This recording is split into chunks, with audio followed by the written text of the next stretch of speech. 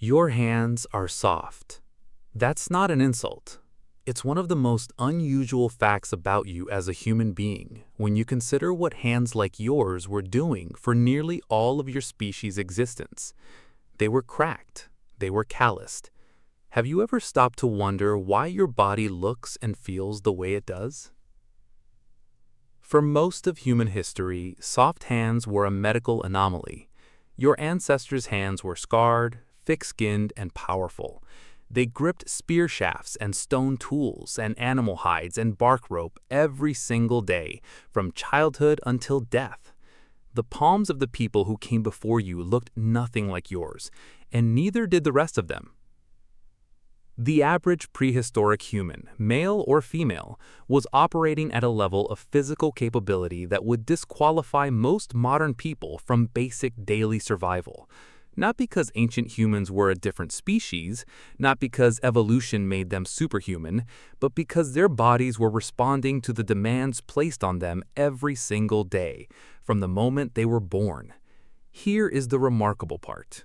They never trained. Not once. No one programmed their workout. No one counted their reps. No one told them to hit leg day. Their strength, their endurance, their bone density, it all came from something simpler and stranger than exercise. It came from just being alive. So what did being alive actually demand of them? Let's start with movement. The average person in the modern industrialized world takes somewhere between 3,000 and 5,000 steps a day. Sit at a desk, walk to a car, walk from a car, walk to a fridge, sit on a couch. That's the modern baseline for the human body. But anthropologist Richard Lee, who spent years living alongside the Juo Hansi, a group of hunter-gatherers in the Kalahari Desert, documented something very different in his landmark fieldwork beginning in 1968. The men in that community routinely covered 15 to 25 kilometers on a single hunting trip. The women, gathering plants and water, walked between 8 and 15 kilometers every single day. That wasn't a workout. That was Tuesday. And the terrain wasn't flat, it wasn't paved, there were no handrails, no smooth surfaces, nothing to catch a misstep. Moving through prehistoric environments meant navigating loose rock, dense brush, uneven ground, steep inclines, and surfaces that shifted and gave way without warning, with a body that had to adapt in real time or get hurt. Researchers have been able to read those daily demands directly from the bones your ancestors left behind. Chris Ruff, a biological anthropologist at Johns Hopkins University, has spent decades analyzing the skeletal remains of prehistoric hunter-gatherers. In a 2015 study published in the Proceedings of the National Academy of Sciences, Ruff and his colleagues measured tibial cross-sectional strength, that is, the structural rigidity of the lower leg bone, in hunter-gatherers, early farmers, and modern people. The hunter-gatherers had bones built for forces that modern humans simply do not generate. Their bones weren't just denser, they were architecturally stronger, shaped by thousands of repetitions of real physical stress across an entire lifetime. That process is called bone remodeling. Your skeleton isn't fixed, it responds to mechanical load the same way muscle does. Push it and it builds. Remove the demand and it quietly, gradually weakens. The bones of your ancestors were not a genetic gift. They were earned, passively, unconsciously, just by living the only life available to them. But strength isn't just about moving. It's about what you carry and what you do with your hands. Butchering a large animal is not gentle work. Cracking open a femur to reach the marrow inside requires the kind of sustained grip pressure most modern people have never produced in their entire lives. Carrying water in containers made of animal bladder or clay over several kilometers loads the shoulders, core, and lower back in ways a standard gym session rarely replicates. Building a temporary shelter, bending branches, lashing them with twisted plant fiber, pressing them into the earth, is a full-body construction project with no mechanical assist, no power tools, and no one to take over when your arms start to burn. And this work started young. children in prehistoric communities were not protected from physical labor the way children are today. Anthropologist James Sussman, who has studied the Jewel-Hansi extensively, documented that children began participating in gathering and carrying activities well before adolescence, not as exploitation, but as the only initiation available. By the time a young person in a hunter-gatherer group reached adulthood, they had been physically building their body for over a decade, not in a gym, in the world.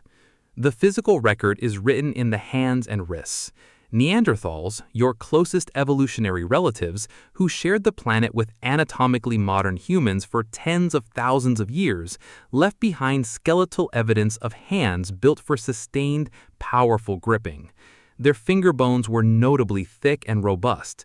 Wesley Neowenner, a physical anthropologist who has studied Neanderthal hand morphology in detail, found that their grip pattern was optimized for precision tasks requiring enormous sustained force, the kind of pressure you would need to shape flint tools, drag carcasses, and work resistant materials hour after hour without rest. So let's reconstruct a single day. You wake at first light. Not because an alarm went off, because your nervous system is calibrated to the sun. You've been sleeping on a mat of compressed grass and hide. Before the day has properly begun, you've already moved, rolling, rising from the ground, engaging your legs and core without a second thought. The first task is water. The nearest reliable source is 4 kilometers away. You carry your container there, fill it, and carry it back. You've already walked 8 kilometers and the sun is barely past the horizon. Through the morning, you gather. Digging up tubers with a sharpened stick demands repeated downward force through your arms and shoulders. Climbing a tree for fruit engages every stabilizing muscle in your body. Loading a heavy bundle of seed pods into a carrying sling strapped across your back shifts your center of gravity and loads your spine all the way back to camp. If there's a hunt today, it can last hours. The persistence hunting strategy, used by groups across sub-Saharan Africa and documented at archaeological sites across the continent, involves tracking prey over many kilometers in the heat of the day, at a pace the animal can manage briefly but cannot sustain, until it overheats and collapses. Harvard professor Daniel Lieberman, who has studied the evolution of human endurance extensively, has described persistent hunting as one of the most demanding aerobic activities a human body can perform. And your body was built for exactly this. Long legs, Achilles tendons that store and release force like springs, more sweat glands per square centimeter than nearly any other mammal on the planet. That is not coincidence. That is millions of years of your lineage being shaped by exactly this kind of demand. By late afternoon, you return to camp. You have walked, climbed, carried, dug, and run. Your hands are tight. Your legs hold a deep, settled ache. You eat, you sit at the fire, and when your body's ready, you sleep. That was a normal day, not a hard one, not a remarkable one. Just another day in the only life your ancestors ever knew. Here is the part that changes everything. Your ancestors were not athletes. They weren't trying to be strong. They weren't optimizing anything. They were simply doing what the world required of them, and their bodies did what bodies always do. They adapted. The modern concept of exercise as a separate activity, something you schedule, something blocked off from everything else, is one of the strangest inventions of the last 100 years. For 99% of human history, there was no distinction between living and moving. The workout was the day. The gym was the landscape itself. When that changed, bodies changed too, and quickly. Studies of populations transitioning from active subsistence lifestyles to sedentary ones show measurable declines in bone density, grip strength, and cardiovascular health in the span of a single generation. The Tisiman people of lowland Bolivia, studied extensively by anthropologist Michael Gervin and his colleagues at the University of California, Santa Barbara, have some of the lowest rates of coronary artery disease ever recorded in any human population. Not because of genetics, because their patterns of movement and diet still resemble, more closely than almost any other living group on Earth, what your body was built for hundreds of thousands of years ago. Your body has not changed its expectations. It still responds to load by building density. It still reads sustained movement as the baseline for normal function.